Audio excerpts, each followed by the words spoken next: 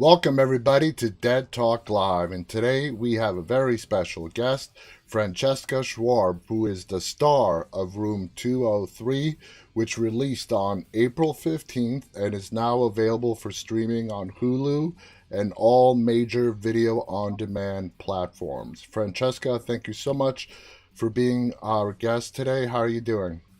Good, good. Thank you for having me. Thank you for being here. I'm looking forward to this. The way I stumbled across Room 203 on Hulu is I was just browsing and I came across it. It sounded interesting. I watched it and I was just blown away on how good this movie was. So we're going to sort of go into your character and the movie itself. But what I want to ask you first is landing the lead role early in your career on a film that was picked up by Hulu, which is a major player in the streaming world. Uh, Actors work for decades, and an opportunity like that doesn't come that easy. Now, with that kind of break, what kind of confidence boost does it give you moving forward in your career? Um, I guess like some sort of, yeah, definitely some confidence boost, like of, I guess, legitimacy or something straight on forward. But yeah, definitely something. But I'm always just looking to learn and like not trying to focus on that. Yeah, all the noise that comes with it. I Yeah, totally exactly, understand. exactly. Now, Room 203, the premise is two best friends who decide to move in together. You play the character of Kim. You go against the wishes of your parents, overbearing Mhm. parents. When you were building the story for Kim to help you play Kim on the screen, why were your parents A, so against you moving out of the house, and B, they really disliked your roommate and best friend, Izzy? Yeah, I think that the way that I kind of fleshed that relationship out in my head is that like I just assumed that they were pretty religious family that I was Mm-hmm. starting from. There's had to be some level of like overall just like the way the script had it is that they were distrusting of Izzy and her mom because her mom had an overdose Yeah, and that would like transfer over into how she treated us or like how that would influence us to do the same thing, which I think is exactly. crazy, obviously, of the parents. But yeah, so I found it and I went towards like they probably like we grew up religious and that this is that the people that you surround yourself around what is like a big thing to them, like sort of like the social element of what other people see them as. Yeah. And so they They're, had all these things, but I think that's just what made it like more clear to Kim that she needed to leave, you exactly. know. They are more interested in how the outside world views them as opposed to doing what's best for their own family and daughter in this case. Kim harbors a tremendous amount of guilt for not being there for Izzy when her mom overdosed and passed away. Uh, when you were fleshing this out, was it Kim's overbearing parents or the amount of guilt that Kim felt for not being there for Izzy that led her to moving in with her? Um, sorry. No, that's fine. My dog's asleep in the hallway. Yeah.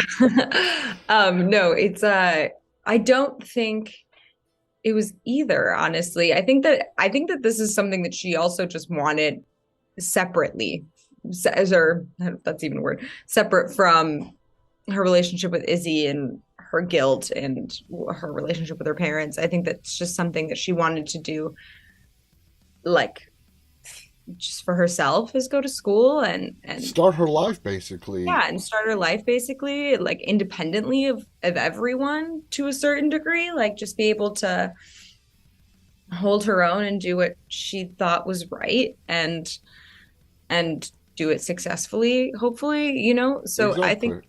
this is all just, I think for the most part, that was like the biggest part of it is that it came from herself instead of necessarily out of guilt. I think that that's maybe part of it, but I also just think that she loves Izzy and it's her best friend. And I Hmm. think that's why she wanted to move into her, with her more so than to remedy the guilt. I think that maybe that was partly underneath it, is just wanting to be there for her more often. Yeah, I think that it's not that she didn't want to be there for her in the beginning, right? She yeah. always wanted to be with her best friend and support her in many different ways. And so I think that it kind of went hand in hand with. Exactly. Now, Kim is a journalism student. You can tell that your character is ambitious. This is what you really want to do, and that could be a factor as to moving out on your own and starting your life. Kim betrays Izzy in a way by writing an assignment article for school about Izzy's mother, OD. Now, when Izzy finds out about the article, she's obviously upset. Kim tries to justify it by saying I kept everything anonymous, but that doesn't really work, with Izzy. What is it that Kim feels so compelled to keep going back to Izzy's mom, OD, her dying? Uh, and there's a scene in the movie when you're talking with Ian that it sounds like Kim and Izzy's mom sort of had a close relationship on their own as well. Right. So, is it that relationship? Did you feel a profound loss when her mom OD'd as well? And that was your way of sort of dealing with your emotions when it comes to that loss? Yeah, I think that's definitely a big part of it, is that she had, I mean, of course, you can't demean like the relationship between Izzy and her own mom, but I think that because Kim's parents have always been so strict, she's never had like a very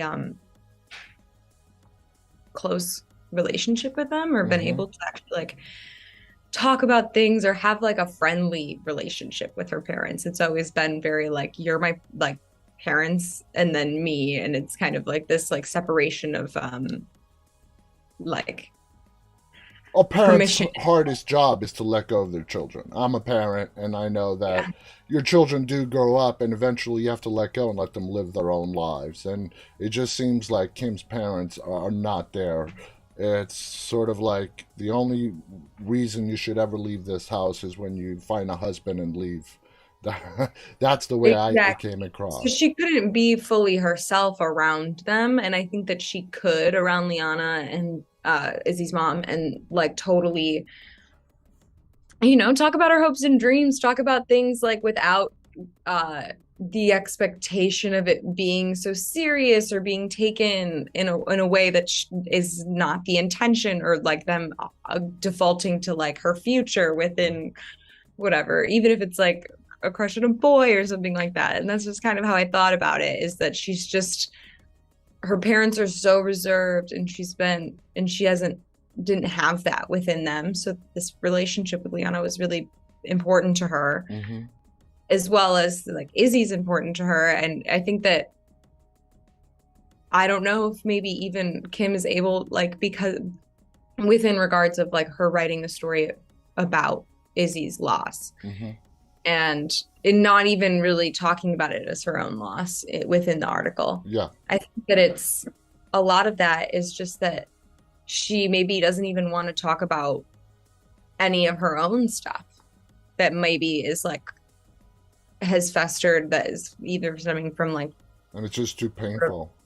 yeah, it's too painful. And so this is something that she feels like that she can manage, and maybe if she can get it all out, Hmm. that she'll be able to actually remedy the situation with them. The film is an adaptation from a novel by Nanami Kaman. When you got the part, did you reference the source material? I've spoken with a lot of actors. We've done roles in regards to source material. Some don't want the source material to bias them against the screenplay that's before them.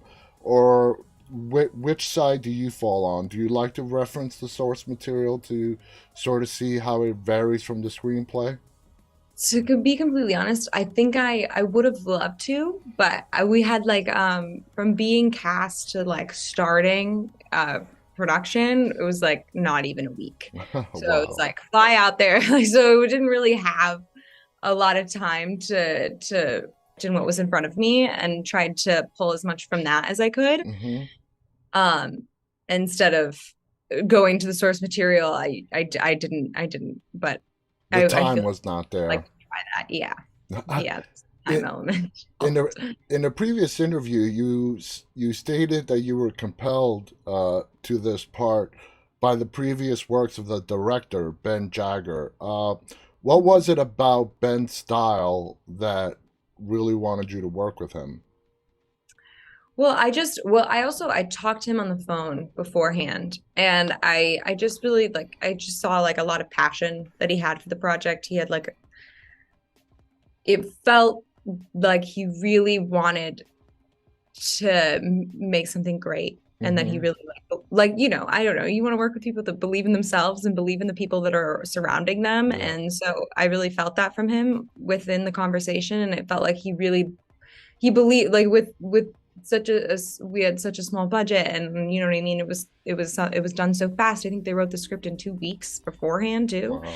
like adapted it. And so it was just it it just to see that like camaraderie and excitement and belief within against like the odds, I kind of was like, oh great, this is like the kind of energy that I want to be around. Definitely. And within his work, it was just it all looked like super professional, and with the little means that he had to make it, he always, like, it seemed, pulled it together and made it into something greater. And so I really wanted to work with someone like that. One of the greatest tales of a great filmmaker is, regardless of the budget, is to take the best that you can from the money that you have and make a great movie. And that's exactly what Ben did. Did you and Ben have in the limited time that you had before shooting, have conversations on how he envisioned Kim in sort of directing you on how to play her? Yeah, definitely. I mean, yeah, we had some conversations beforehand about like what he saw, like what she kind of wanted, more than like character traits or anything like that. Hmm. It's interesting because I actually auditioned for the role of Izzy originally, Wow. and when we did the callbacks, it was all Kim. And it was so great because as soon as I read with Victoria, it was like magic. I don't know why. I felt it. Like I was just like, wow, she's so great. I want to work with her too. You know what I mean? We just had like a like it felt natural. Like it made everything kind of click. And so it was, and then meeting her, we kind of had all a conversation together with Ben and with our characters, and kind of he also just talked to us about ourselves, and we Hmm. kind of just like to get to know each other better, and then also to get to know like our the differences between the two of us. Hmm. And so yeah, I definitely found that like Victoria is very like much more of an Izzy than I was, and I was like, as our conversation would continue with Ben, it was very clear that like I was like, wow, like she just told this story about how she moved to LA, and it was just like in the middle of the night she was mad at her friends at a bar, and she just moved here and then stayed, and like she didn't bring anything, and I was just like, oh my god, I could never do anything like that. And so like it was easy to find our relationship and our characters through just like talking about our own lives and like things And like that with Ben. and that chemistry between two, acting partners in a movie is so crucial. It's not something, no matter how good of an actor you are, if the chemistry is not there, it does come across on the screen. And you guys had great chemistry that you brought all the way to the film, being best friends. The audience, me included, just felt it. You guys were best friends, and I would call you sisters. That's how close you were. Now, Yeah. Izzy, being more emotionally vulnerable, succumbs to the paranormal activity happening in that apartment. When it Yeah. comes to Kim's and Izzy's relationship, how does Kim view her role in that relationship with Izzy? Does she feel in some way that she sort of needs to take care of her? in this emotional, vulnerable state that she's in. Yeah, 100%. I think even their relationship before that and continuing through, it's like Izzy's so wild and out there, and she brings Kim out of her shell in a way that I think she needs. But at the same time, I think even before all like the emotional trauma that she's gone through with losing her own mom, it's like I think that Kim has always been one to kind of like not hold her back totally, but like bring her in a little bit, and Mm-hmm. is worried about how the situation will go, is like kind of thinking ahead and like trying to be as prepared as possible, like for fallouts and things like that when Izzy within interactions with other people and everything. And I think that that probably comes from her parents as well, right? That Yeah. her parents are like are kind of not like a like to level like a doomsday prepper, but they're reserved and Yeah. they're scared of things outside. And so I think that that is definitely instilled in her to a certain degree. Yeah. And so she feels like this need to protect her because that's how what she's received love from her parents is by them overprotecting her. So she wants to protect Izzy in that same way. Absolutely. Now, Yeah. as an actor, every actor has their own methods of getting into the mindset of that particular character that they have to play. When it came to Kim, uh, who has a lot of stuff going on, she has this friction between her parents. She has to deal with Izzy and her vulnerable state. What's your process to getting into character for Kim? I do a lot of text work and I just kind of like I really like to work I don't know, it's like a pretender. Like I like to pretend instead of Well, that's what necessarily acting for is. my yeah, instead of pulling my own things. So I like to like write in character, kind of free write things and like through the moments and like beats in the scenes and things like that, like figuring it out as I go as like what she would do or basically like how I would react, I suppose, if I was her. And that's what acting is, yeah. But yeah, so I don't think that it was like You didn't overthink it too much, no, I which just is a kind of good tried thing. to yeah, to like to put myself in the situation and be really like aware of the circumstances that Hmm. she's in every Yeah, moment, but like I didn't want to over analyze yeah, it yeah. too harshly. Would you say that Kim White has been the most complex character that you've had to play so far in your career? Mm, maybe. Yeah. Yeah, Okay. maybe. I do a lot of comedy, honestly, Hmm. usually since then. Which I love. I really love comedy. And so so because of that, I think that yeah, there's definitely a lot more going on. It like the or at least writers I see this field tend to put a lot more backstory and things like that for a traumatic character because there's like more things to pull from Yeah. in that emotional way. But yeah, I mean, I think all the characters I play are complex in their own way and have like different stories, and there's so much to flesh out. And like with everything, it's Oh, like there's yeah. so much to find. So Did you there gain we a new appreciation for the horror genre after doing Room 203? Oh, sure. I mean, I love horror too. Like it's one of my favorite genres, like Scream and like all those movies I'm just like obsessed with. So I'm always been a big fan of horror. So it was cool. It was like the second thing that I've done that I did in my career was Room 203. And and the first thing was another horror movie that's not out yet. Actually, And so yeah, I love horror. I want to ask you about that. We're going to get to that in just a second.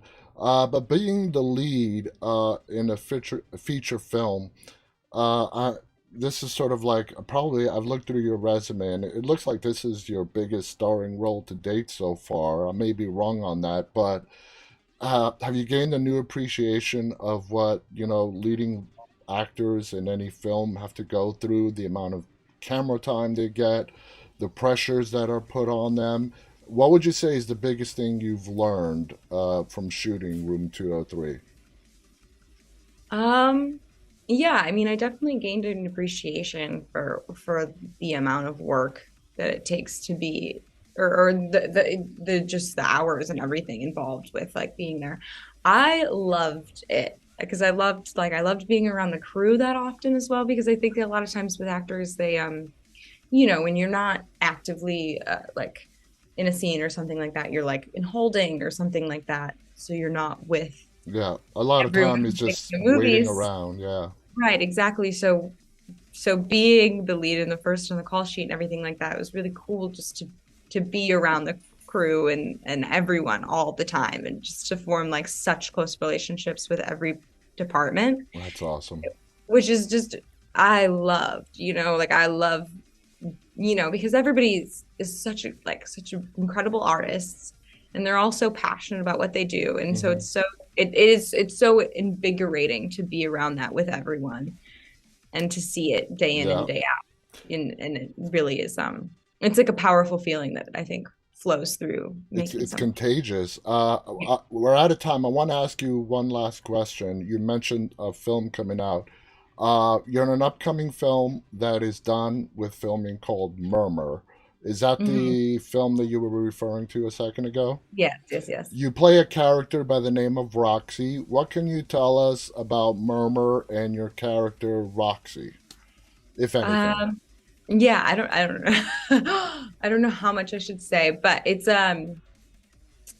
Murmur is it takes place in the woods, this horror movie, and it is kind of it's based in like it's a virtual reality game Hmm. that we all start playing that kind of becomes a little too real. Wow.